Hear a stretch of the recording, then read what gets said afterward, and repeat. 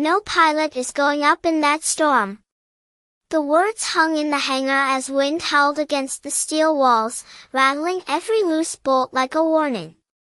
Snow slammed sideways across the runway, visibility dropping to near zero, the kind of blizzard that swallowed aircraft whole. Inside, crews moved faster but spoke quieter, tension pressing down on every breath. In the far corner, Hannah Cole wiped grease from her hands with a worn cloth, her coveralls marked with oil and cold. To them, she was background noise. Just the mechanic. The one who stayed behind while others flew. A young lieutenant shook his head, staring at the radar. We've got a squad pinned 12 miles out, elevation 8,000 feet. Temps dropping below -20. If we don't get them out, he didn't finish. He didn't have to. Another pilot stepped back from the flight board. I'm not risking my crew. Not in this. No one argued. No one volunteered. The storm decided for them. Hannah didn't look up right away. She just listened. The wind. The silence. The space between decisions. Then she set the cloth down. Slow. Precise. Like every movement had already been measured. That bird's still airworthy, she said quietly, nodding toward the last helicopter on standby. A few heads turned. One of the crew chiefs let out a short laugh. Yeah, because you fixed it. Doesn't mean anyone's flying it. Someone else added, stick to the tools, Cole. The words didn't land. Not really.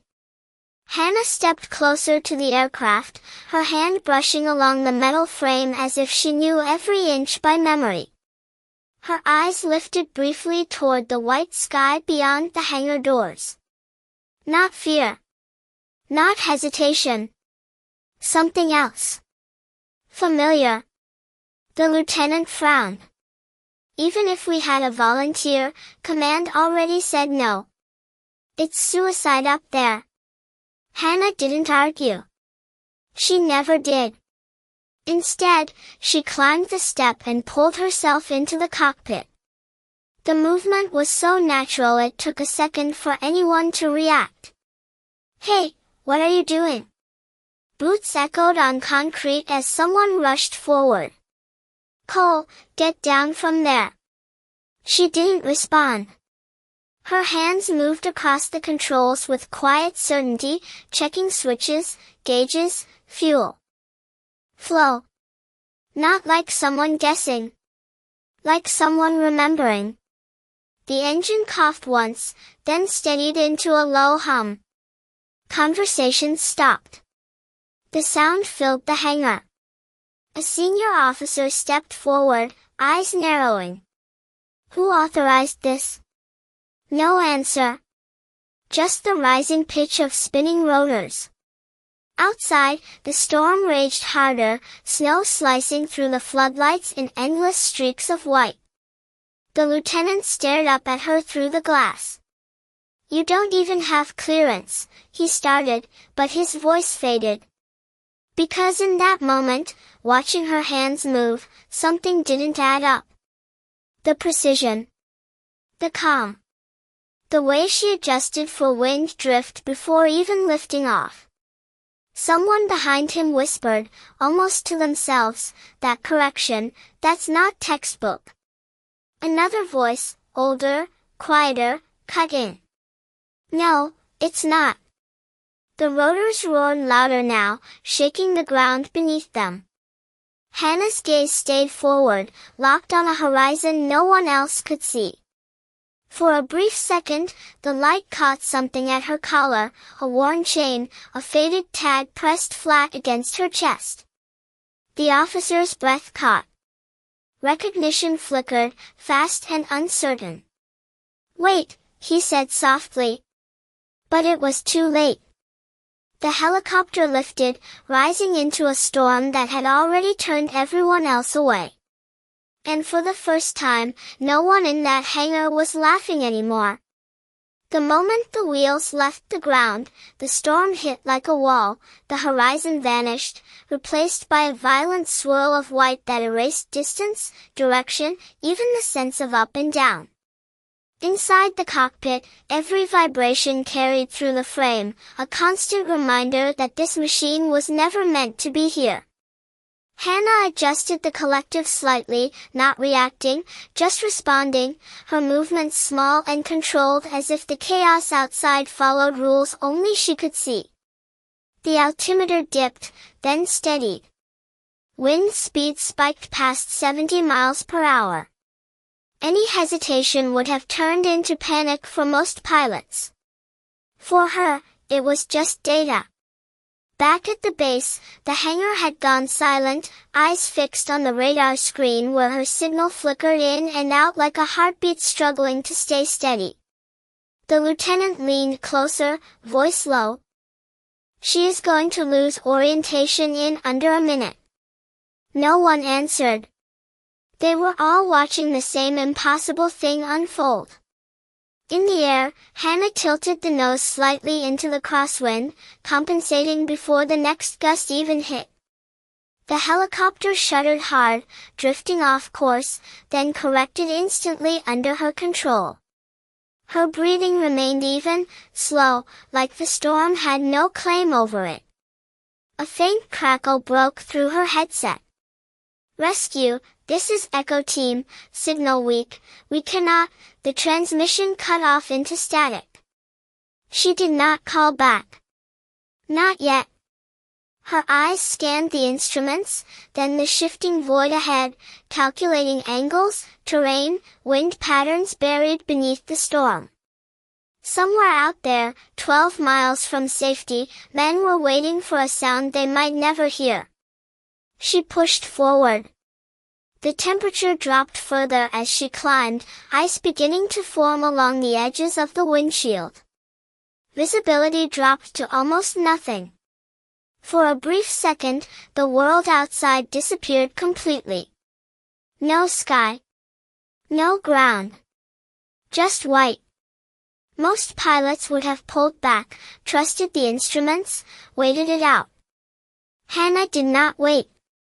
Her hand moved across the panel, switching to a manual adjustment that most newer pilots were never trained to use. It was outdated. Forgotten. Effective. At the base, the senior officer's expression changed. "Where did she learn that?" he asked under his breath. No one had an answer.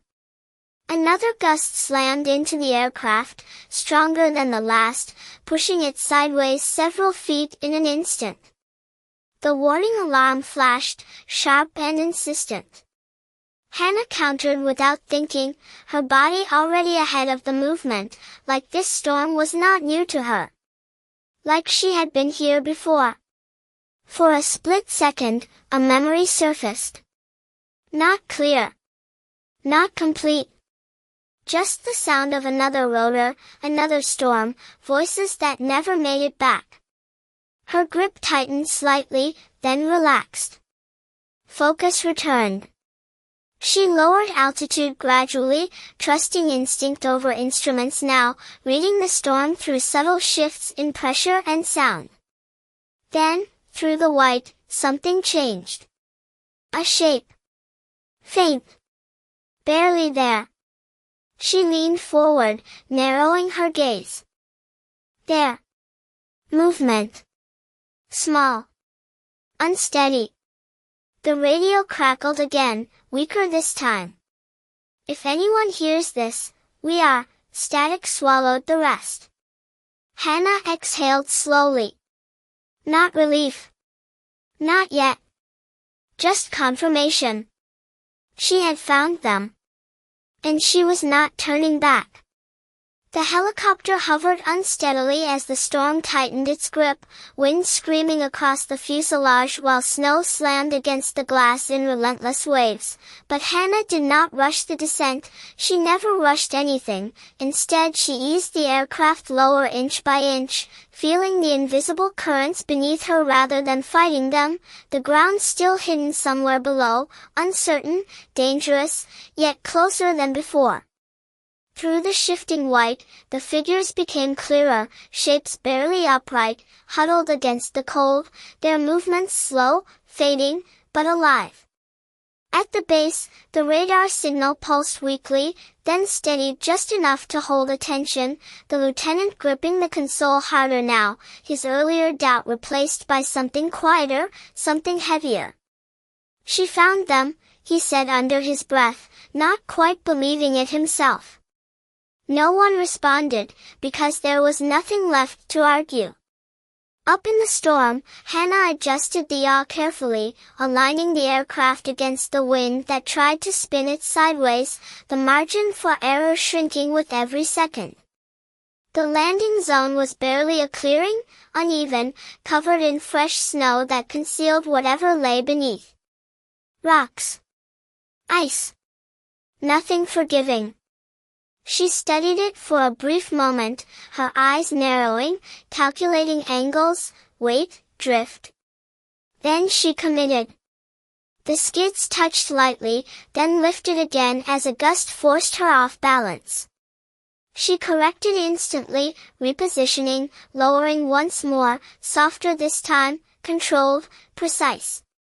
The helicopter settled just enough to hold. Not fully landed. Just enough. Outside, one of the soldiers looked up, shielding his eyes, disbelief cutting through exhaustion. The sound of the rotor reached them first, distant at first, then undeniable. Hope did not arrive loudly. It arrived as a possibility. Hannah kept one hand steady on the controls while the other reached for the side door release.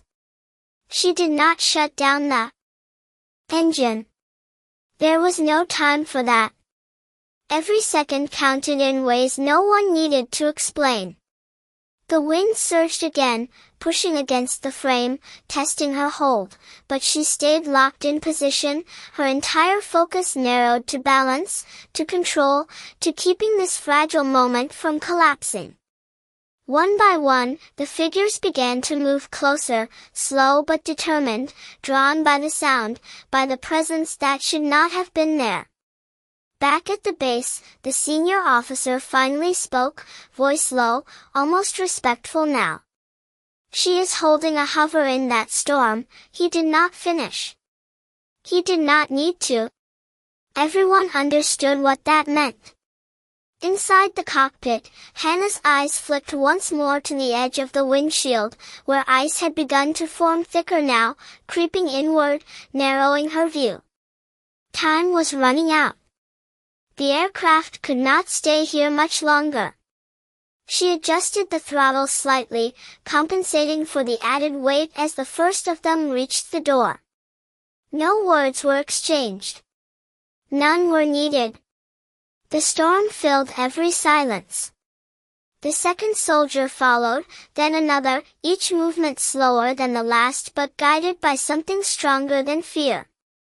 Hannah did not look back. She did not count. She trusted the rhythm, the subtle shift in weight, the instinct that had carried her this far. Then, just for a moment, as the wind dropped between gusts, the world outside stilled enough to reveal more than shapes. A patch on a sleeve. A mark she recognized. Something from another time. Another mission. Her jaw tightened slightly, but her voice, when she finally spoke into the radio, was calm, steady, unchanged. "This is extraction. I have them." At the base, silence followed those words, not disbelief this time, but something closer to understanding. Because the woman they thought they knew had never really been standing in that hangar at all. The weight shift told her everything before anyone spoke, the aircraft settling lower as the last of them pulled themselves inside, boots scraping metal, breath heavy, controlled but fading. Hannah adjusted the collective immediately, compensating for the added load, her movements precise, automatic, as if this exact moment had played out before.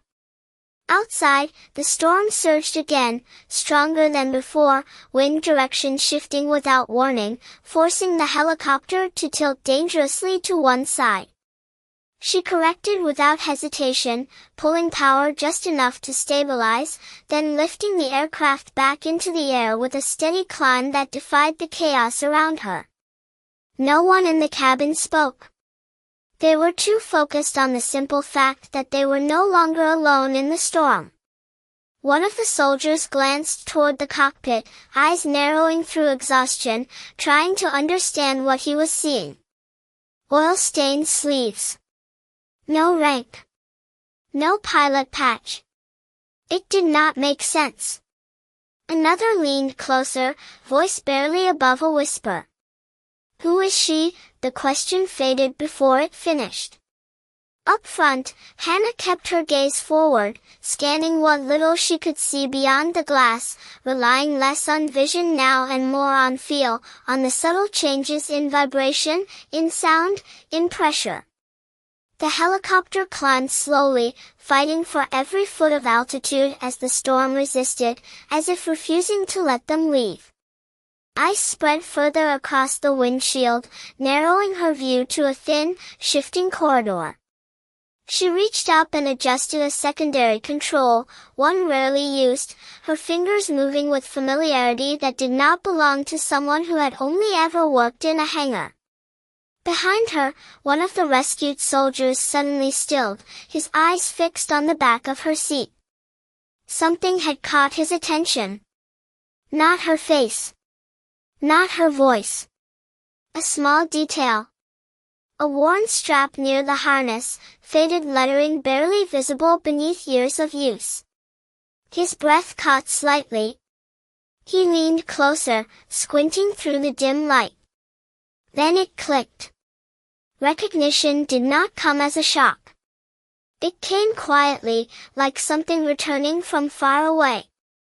That cannot be, he murmured, almost to himself.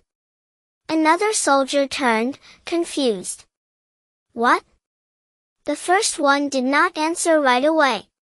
He just kept staring, his expression shifting from confusion to something deeper. Respect. Maybe even disbelief.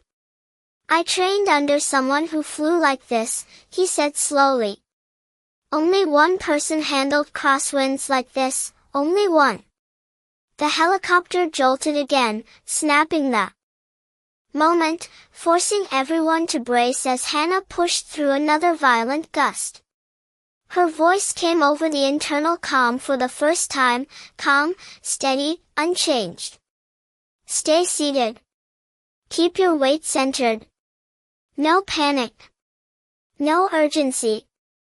Just control. The kind that steadied everyone else without effort.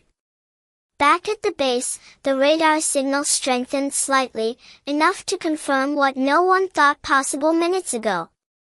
The lieutenant exhaled slowly, tension leaving his shoulders in pieces. She is bringing them back, he said, almost in disbelief. The senior officer did not respond immediately. His eyes remained fixed on the screen, on the small blinking signal cutting through the storm. Then, quietly, he spoke. She was never just a mechanic. No one argued this time. No one laughed. Because somewhere between the hangar and the storm, between doubt and action, the truth had already revealed itself. And it did not need to be explained. The climb was slow, every foot earned against a storm that refused to let go, the helicopter trembling under pressure as ice thickened along the edges of the glass, narrowing Hannah's view to fragments of shifting gray and white.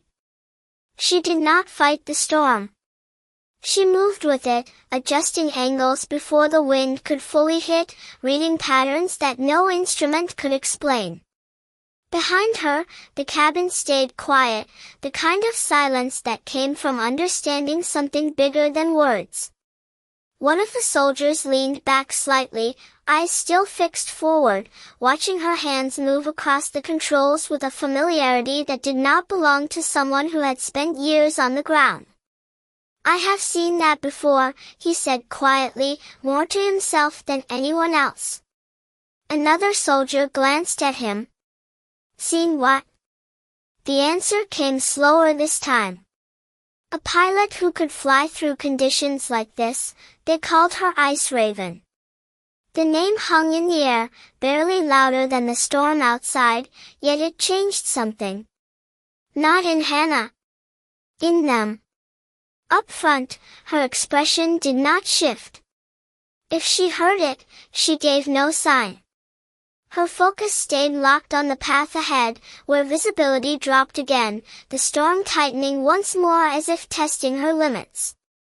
The aircraft dipped suddenly, caught in a downward current, altitude dropping faster than expected. A warning tone cut through the cockpit, sharp but controlled. Hannah responded instantly, adjusting power, leveling the nose, guiding the helicopter back into a stable climb without overcorrecting. No panic. No wasted movement. Just precision. At the base, the signal held steady now, stronger than before, cutting through interference with a quiet persistence. The lieutenant exhaled slowly, tension leaving him in a long breath he had been holding since the moment she lifted off. "She is almost clear of the ridge line," he said, watching the data update in real time. The senior officer nodded once, his gaze never leaving the screen. "She already cleared something far worse," he replied. In the cockpit, the storm began to thin, not fully gone, but weakening just enough to reveal depth again, the horizon slowly returning in layers. Hannah adjusted course slightly, aligning with a safer path back toward base, her movements still measured, still calm. The soldiers behind her shifted slightly as the ride smoothed, the violent shaking easing into something more stable. Relief did not come as celebration. It came as quiet realization. They were going to make it.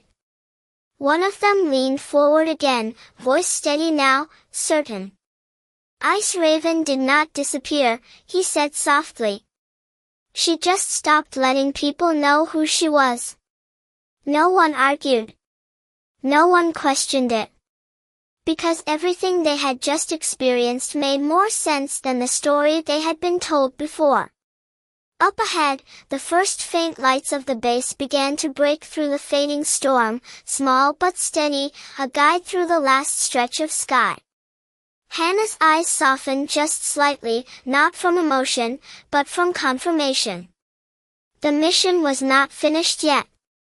But it was no longer impossible. And for the first time since she left the ground, the storm behind her began to lose its hold. The lights grew clearer with every mile, cutting through the fading storm like a quiet promise, steady and unmoving while the last waves of wind tried to pull the aircraft off course. Hannah adjusted her approach angle, lowering altitude. Gradually, her hands still calm, still precise, as if nothing about the past 20 minutes had been out of the ordinary. Inside the cabin, the tension had shifted into something else, something heavier than relief. Understanding. The soldier who had spoken earlier kept his eyes forward, watching her silhouette against the dim glow of the cockpit instruments. "Ice Raven," he said again, softer this time, as if testing the name against reality. No reaction came from the front. Just the steady sound of controlled flight. At the base, personnel had already moved into position, emergency crews lining the landing zone, their earlier doubt replaced by focused anticipation. The lieutenant stepped closer to the edge of the tarmac, eyes scanning the sky until he finally saw it, a faint shape emerging through the thinning snow. Visual confirmed, he called out, his voice sharper now, carrying across the cold air. The helicopter descended carefully, the wind still unpredictable near the ground, swirling between structures, creating sudden shifts that could catch even experienced pilots off guard. Hannah compensated without hesitation, adjusting power, correcting drift, guiding the aircraft down with the same quiet control she had shown from the start. The skids touched the ground lightly, then settled fully as the engine remained running, rotors still spinning above. No dramatic landing. No moment of pause. Just completion. Ground crew rushed forward, opening the side door, helping the soldiers out one by one, each movement careful but urgent. Boots hit the tarmac, some unsteady, some stronger than expected, but all alive. The lieutenant watched closely, counting without realizing it, each person stepping down confirming what had once seemed impossible. All accounted for. No one missing. He exhaled slowly, the tension finally breaking. Inside the cockpit, Hannah did not move right away.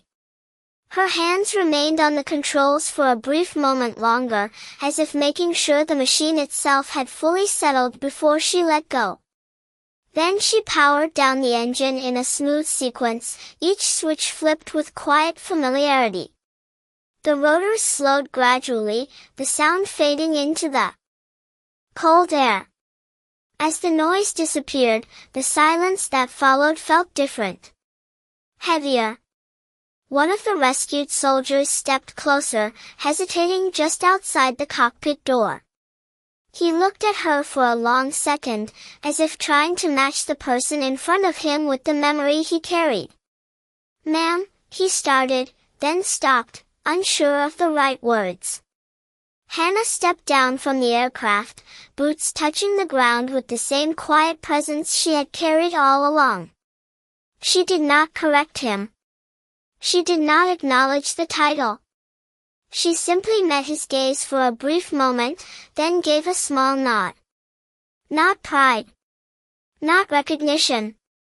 Just confirmation that the job was done. Around them, the base remained still, people watching without speaking, the weight of what they had witnessed settling in slowly. The senior officer approached, his posture different now, the authority still there but tempered by something deeper. He stopped a few feet from her, studying her face as if seeing it for the first time. "You could have told us," he said quietly. Hannah shook her head once, a simple, almost imperceptible motion. "Would not have changed what needed to be done," she replied. "No more. No less." The wind eased slightly, the storm finally beginning to pass, leaving behind a sky that was no longer hostile, just cold. And as the last of the snow drifted across the tarmac, the truth settled into place without announcement. She had never been just anything. She had simply chosen not to explain.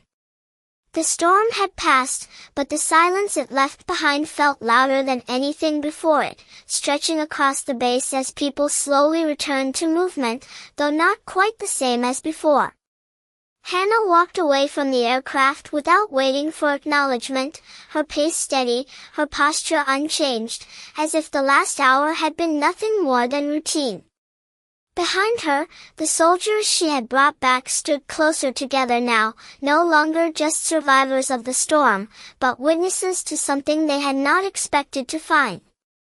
One of them turned, watching her retreat toward the hangar, his expression still carrying that quiet realization. "She did it again," he murmured. Another looked at him. "Again?" The first soldier hesitated, then nodded slowly. "There was a mission, years back. Same conditions. Same kind of storm. We lost contact with a unit, thought they were gone. Then a helicopter came through where no one else would fly. Same style. Same control. They said the pilot did not make it back. The words settled into the cold air, unanswered but understood. Back near the landing zone, the lieutenant approached the senior officer, lowering his voice. "Sir, do we have records on her?" The officer did not respond immediately. His gaze followed Hannah's path until she disappeared into the hangar, then he exhaled quietly. "Not the kind you are thinking of," he said. Inside the hangar, the space felt different now, not because anything had changed physically, but because the meaning behind it had shifted. The same tools. The same aircraft. The same concrete floor. Yet none of it carried the same assumptions anymore. Hannah reached her station without pause, picking up the cloth she had set down earlier, wiping her hands again as if completing a task she had simply stepped away from. No ceremony. No reflection. Just continuation. A young crew member stood nearby, watching her with uncertainty, as if unsure whether to speak or remain silent. Finally, he cleared his throat softly. "Ma'am. I did not know you could." He stopped, searching for the right words, then gave up on them entirely. Hannah did not look up. "You were not supposed to," she replied calmly. The simplicity of the answer carried more weight than any explanation could. Outside, the soldiers began to disperse toward medical checks and debriefings, but one of them lingered a moment longer, glancing back toward the hangar doors. He adjusted his jacket slightly, revealing a patch that had once been part of a unit no longer listed in active records. His expression softened, not with relief, but with recognition. "She never left," he said quietly, almost to himself. Back inside, the hum of normal activity slowly returned, tools clinking, footsteps echoing, conversations starting again in low voices, though now with a different tone. Respect had replaced assumption. The senior officer entered the hangar. Moments later, his presence drawing a subtle shift in attention. He walked directly toward Hannah, stopping just short of her workspace.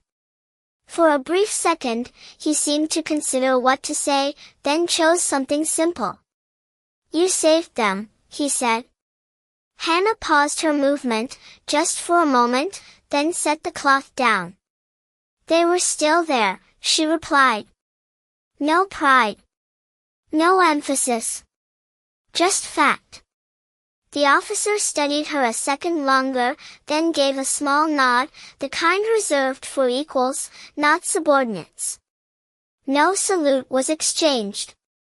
None was needed. As he turned to leave, the realization settled fully into place across the room.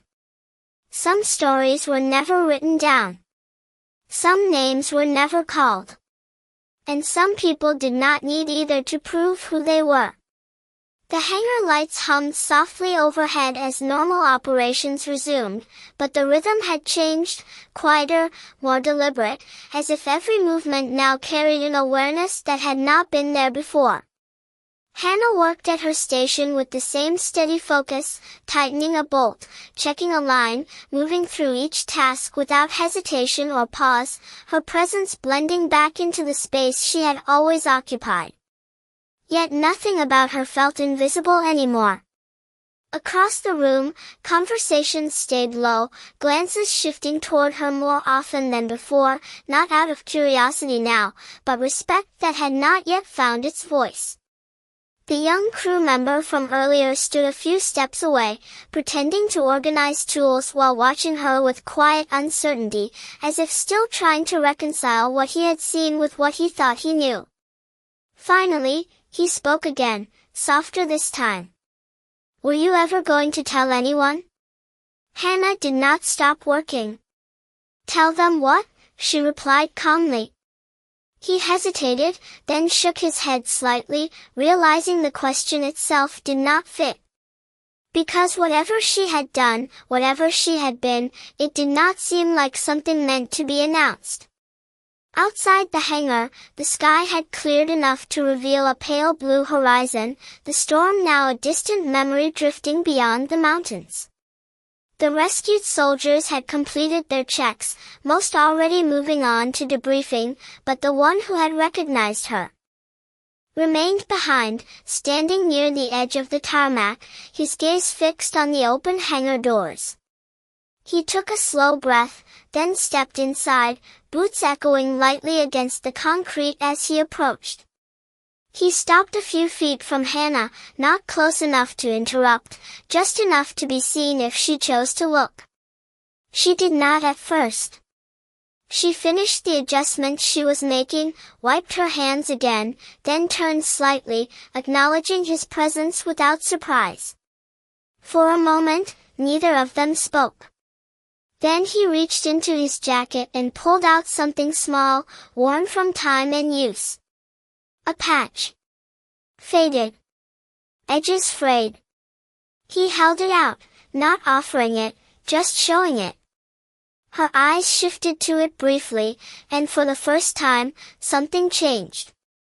Not outwardly. Just a pause. A recognition that passed silently between them. "We thought you were gone," he said, his voice steady but quiet. Hannah looked at the patch for another second, then back at him. "That was the idea," she replied. No explanation followed. None was needed. The soldier nodded once, as if that answer was enough, as if it confirmed something he had carried for years without proof. He lowered the patch slowly, then straightened, his posture shifting into something more formal, more deliberate. He did not announce it. He did not ask permission. He simply brought his hand up in a clean, respectful salute. The motion was precise, controlled, and deeply personal. Around them, the hangar seemed to still again, conversations fading as others noticed, not the gesture itself, but what it represented. Hannah held his gaze for a brief moment, then gave the smallest nod in return. She did not return the salute. She did not need to. The acknowledgement was already there. The soldier lowered his hand, a faint exhale leaving him as if something long carried had finally been set down. Without another word, he turned and walked back toward the open air, leaving the hangar as quietly as he had entered. Hannah watched him go for a second, then turned back to her work, picking up the same tool she had been using before. The same task. The same place. But now, every movement carried a different weight. Not because she had changed, but because everyone else finally had. The hangar returned to its usual rhythm by the next morning, tools moving, engines being checked, voices steady again, but something beneath it all had shifted in a way that could not be undone. No one spoke about the storm directly. No one needed to. The evidence was already there, written in the way people moved around Hannah now, giving space without being told, watching without staring, understanding without asking. She arrived at the same time as always, before sunrise, the cold air still biting as she stepped into the hangar with quiet purpose.